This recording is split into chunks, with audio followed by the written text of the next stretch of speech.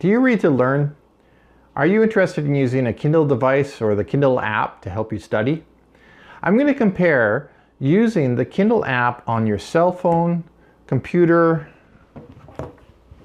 or tablet to using a dedicated Kindle e-reader such as the Paperwhite. And here's the fun part. I'm an educator with 20 years experience and am currently a master's student in education technology at UBC. So in this comparison video, I'm going to be using an academic basis.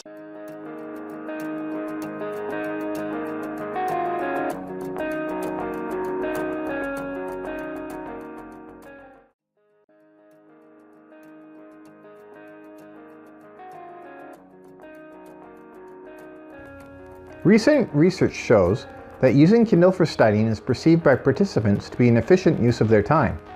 There are many benefits to using Kindle for learning.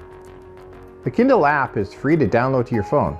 The Kindle Paperwhite device can be purchased on Amazon for $139. There are more expensive and cheaper Kindle devices available, but the Paperwhite is the mid-range device and is by far the best-selling e-reader.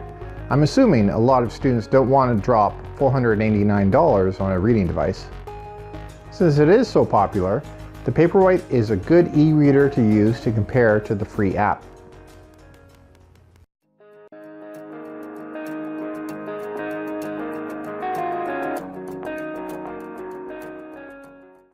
Both the Kindle app on your own device and the Kindle dedicated devices offer a lot of advantages to readers. They both give direct access to the Kindle store, where electronic versions of books are usually cheaper than paper versions. Both can read PDF documents. You can highlight text and write in-text notes.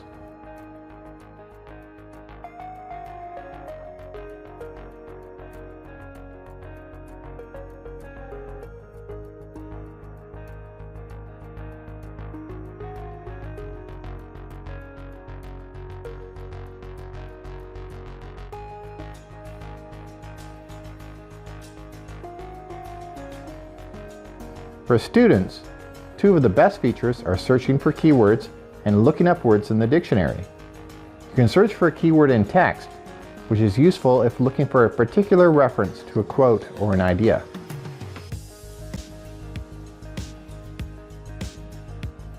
My favorite feature is the dictionary. I was reading Walter Ong's book, Orality and Literacy. This book had a ton of crazy words that I did not know. Almost every other sentence. So I just tapped on the word and a definition popped up.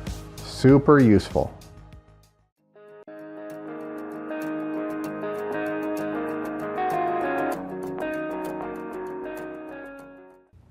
So how does it feel to read on both? The Paperwhite is decidedly low tech. It's black and white, it is limited in functionality, screen changes have a built-in delay, and it is limited to one app. It is a comfortable throwback to the old-fashioned printed book. You won't receive notifications while reading, and there are no other apps to switch to. Because of its lack of distractions built into the device, you can feel immersed in the text, passively surrendering to the author's argument. Reading using the app on your personal device is very different. It's full color, so images have the pop they are meant to have. There are a variety of highlight colors to choose from, so you can categorize what you highlight. It's familiar to you if you use your phone a lot. You can stay up to date via notifications while reading, so if someone texts you, you will know immediately. If you read something you agree with or disagree with, you can easily copy and paste text and switch to a web browser like Chrome and investigate more content.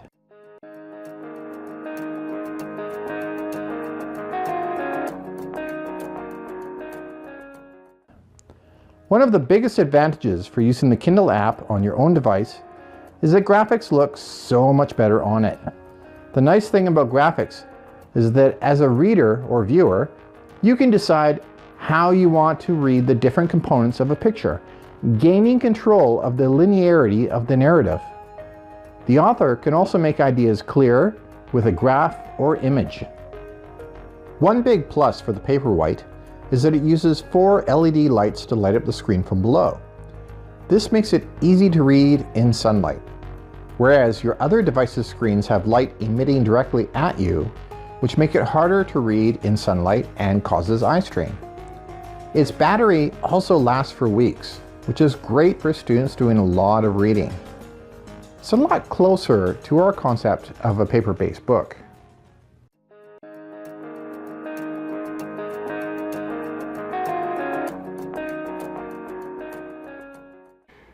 In conclusion, I recommend if you're reading a challenging text that you feel not too confident about, you might want to use the Kindle Paperwhite.